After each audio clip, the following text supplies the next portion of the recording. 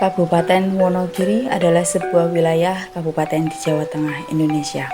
Ibu kotanya adalah Kecamatan Wonogiri. Secara geografis, Wonogiri berlokasi di bagian tenggara Provinsi Jawa Tengah. Bagian utara berbatasan dengan Kabupaten Karanganyar dan Kabupaten Sukoharjo. Bagian selatan langsung di bibir pantai selatan. Bagian barat berbatasan dengan Gunung Kidul di Yogyakarta.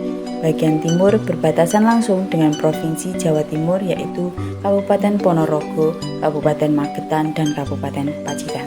Sejarah berdirinya Kabupaten Wonogiri dimulai dari embrio kerajaan kecil di Bumi Nglaroh, Desa Pule, Kecamatan Selogiri. Di daerah inilah dimulainya penyusunan bentuk organisasi pemerintahan yang masih sangat terbatas dan sangat sederhana, yang di kemudian hari menjadi simbol semangat pemersatu perjuangan rakyat. Inisiatif untuk menjadikan Wonogiri atau Nglaroh sebagai basis perjuangan Raden Mas Said adalah dari rakyat Wonogiri sendiri atau Wiro Diwangsa yang kemudian didukung oleh penduduk Wonogiri pada saat itu. Mulai saat itulah Nglaroh menjadi daerah yang sangat penting yang melahirkan peristiwa-peristiwa bersejarah di kemudian hari, tepatnya pada Hari Rabu Kliwon tanggal 19 Mei 1741.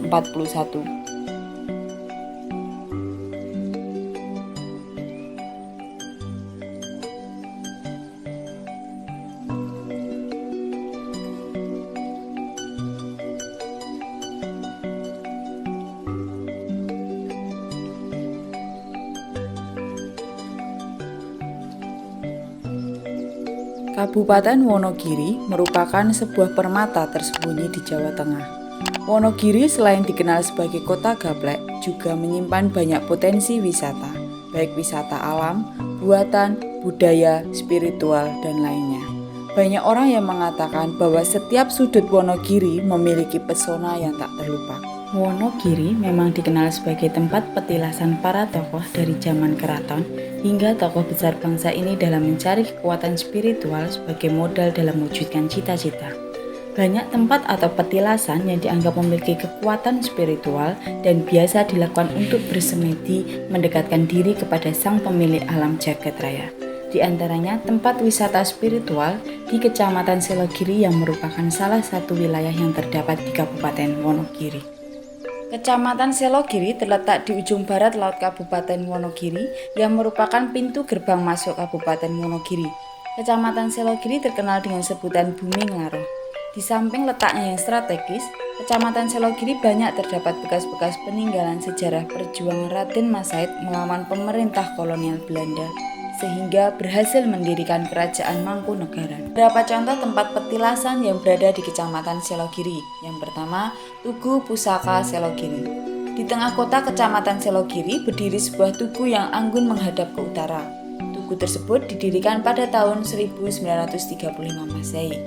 Pola bangunan tugu tersebut mirip dengan Candi Sukuh di Kabupaten Karanganyar. Bahannya terdiri dari batu hitam sejenis batu candi yang didatangkan dari Magetan, Jawa Timur. Tugu Pusaka Selogiri sebagai ikon Kecamatan Selogiri, di dalamnya terdapat 3 pusaka peninggalan Raden Mas Said. Pusaka tersebut menjadi saksi bisu perlawanan Raden Mas Said terhadap penjajah di Telatar Nglaroh. Pusaka yang disemayamkan dipercaya sebagai penjaga ketentraman daerah. Setiap pekan kedua bulan Suro, pusaka dijamasi di Waduk Gajah Mungkur. Yang kedua, Prasasti Nglaroh atau Watu Gilang. Prasasti Nglaroh yang berada di Dusun Nglaroh, Desa Pule, Kecamatan Selogiri, merupakan tempat bersejarah bagi warga Kabupaten Wonogiri. Tempat ini merupakan cikal bakal berdirinya Kabupaten Wonogiri. Batu tersebut merupakan tempat Raden Mas Said mengatur strategi mengusir penjajah Belanda. Ini batu berupa lempengan pipih dengan panjang sekitar 45 cm dibuatkan monumen khusus. Yang ketiga adalah Sendang Sinongko. Berlokasi di Desa Keloran, Kecamatan Selogiri, Kabupaten Wonogiri, berjarak 5 km dari kota Kecamatan Selogiri. Sendang Sinongko juga merupakan salah satu tempat yang pernah dijadikan persinggahan oleh Pangeran Sambernyowo atau Raden Mas Said. Yang keempat, Sendang Siwani, salah satu petilasan terkenal di Kecamatan Selogiri yang akan saya bahas di video kali ini. Tempat ini beristirahatlah Pangeran Sambernyowo sambil mengatur strategi perang yang akan dihadapi kelak. Setelah beberapa hari, Pangeran Sambernyawa melanjutkan perjalanan yang akhirnya sampai di sebuah tempat di tepi sendang yang sangat jernih airnya. Suatu waktu, Pangeran Sambernyawa terdesak oleh pasukan Belanda sampai akhirnya bergerak ke arah selatan dari Keraton Surakarta. Pangeran Sambernyawa bersama pasukannya sampai suatu tempat di wilayah Ngaro. Dikala itu, Pangeran Sambernyawa dan pasukannya dalam kondisi lelah dan mental yang rapuh karena dikejar pasukan Belanda. Di tempat ini, beristirahatlah Pangeran Sambernyawa sambil mengatur strategi perang yang akan dihadapi kelak. Setelah beberapa hari, Pangeran Sambernyawa melanjutkan perjalanan yang akhirnya sampai di sebuah tempat di tepi sendang yang sangat jernih airnya. Di pinggir sendang ini, Pangeran Sambernyawa bersemedi seraya mendekatkan diri kepada Tuhan Yang Maha Esa, mohon petunjuk situasi yang sedang dihadapi. Pada suatu waktu, dalam semedinya, Pangeran Sambernyawa dikejutkan oleh suara 2 ekor kerbau yang sedang berkelahi. Satu kerbau masih muda dan lawannya seekor kerbau yang besar dan kelihatan tua. Kerbau muda terdesak oleh serudukan kerbau besar hingga tanduknya patah. Kerbau muda yang kalah tadi berlari menuju sendang lalu minum airnya. Sungguh ajaib, kerbau muda seakan mendapat kekuatan baru dan mampu melanjutkan perlawanan dengan musuhnya. Dan akhirnya kerbau muda mengalahkan kerbau musuhnya itu hingga tidak berdaya. Melihat peristiwa itu, Pangeran Sambernyawa meyakini bahwa air dari sendang itu memiliki tuah sebagai pembangkit semangat dan kekuatan yang dahsyat.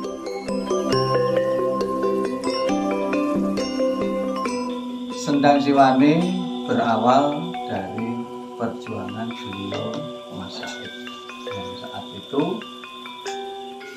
Mas Said melawan penjajahan Hindia Belanda mengalami kekalahan ataupun kemunduran, sehingga beliau dikejar-kejar Belanda, melarikan diri sampai ke puncak Merapi, sampai puncak Lawu, sampai Gunung Gambar, sampai ke Tretes, sampai di Sendang Cinangka, sampai di sini.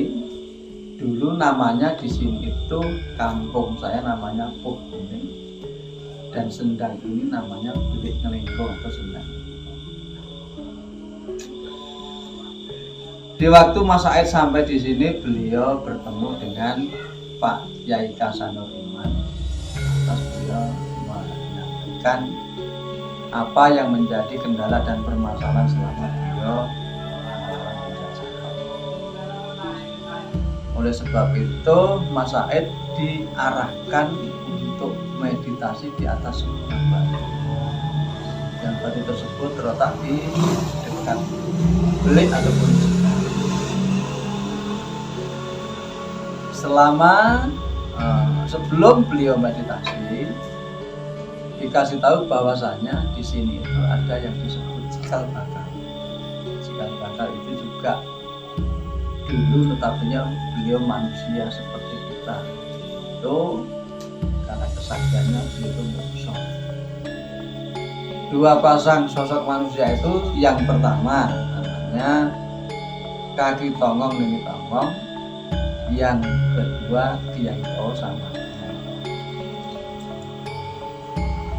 Lantas setelah Mas Said paham apa yang disampaikan Pak Kasanur Iman tersebut, beliau melakukan meditasi ataupun ritual. Di dalam meditasi beliau itu kok seolah-olah melihat 2 ekor kerbau yang sedang berkelahi. Yang satu kalah, sudah tidak berdaya, tidak punya kekuatan, tidak punya keberanian. Kerbau tersebut kok bisa merangkak dan akhirnya minum ke bilik tersebut. Setelah kerbau tersebut minum, kok kekuatannya pulih, keberaniannya pulih. Akhirnya kerbau tersebut kejar lagi lawannya, dia berkelahi lagi. Yang tadi kalah, jadi menangkan itu.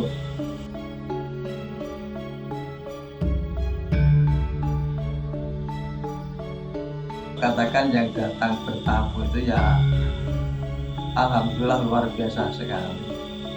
Pejabat-pejabat itu ya kita tidak sebut namanya ya, dari mulai pejabat kabupaten sampai pejabat tingkat 1 sana insya Allah pada kesini. Apalagi kemarin menjelang tahun pemilu itu pada kesini. Kalau kita bicara waktu yang paling ramai adalah malam Jumat Kliwon sama Selasa Kliwon. Cuman sebetulnya hari yang baik untuk Sendang Siwani itu malam Jumat Legi. Ya mohon maaf karena kita orang Jawa yang dikeramatkan Jumat Kliwon, sehingga mereka benar-benar setiap Jumat Kliwon ngalah berkah di sini.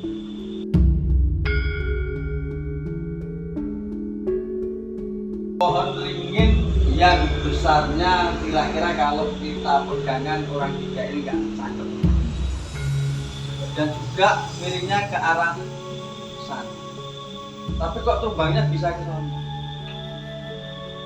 Kita juga nggak tahu itu apa maknanya, ya. Dan ringin sebesar itu tumbang, tembok ini tidak ada yang rusak sedikit, padahal ini akarnya lengket. Namanya Seloploso. Jadi batu yang dibuat duduk beliau Pangeran Raden Mas Said di saat meditasi.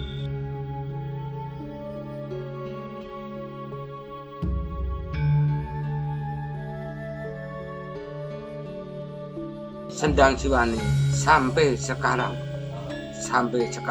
misuwur atau misuh, disegani, disenangi. Banyak orang dari berbagai penjuru se-Indonesia sudah datang di sini. Keramat yang sama orang-orang sekitar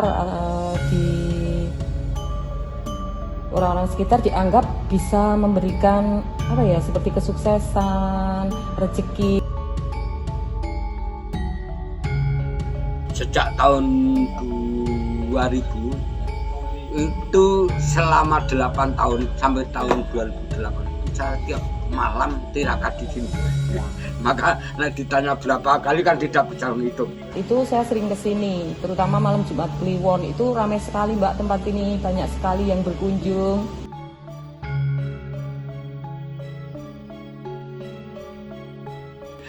Sana itu hanya sarana secuci, mandi atau wudhu supaya bersih. Nah dengan adanya mandi secuci di sumur Sendang Siwani tadi juga dalam hati berdoa kepada Allah ngalah berkah. Pandangan saya memang ada yang sebagian orang mengatakan itu nggak benar atau musyrik atau apa ya, tapi semua itu kembali ke diri kita masing-masing.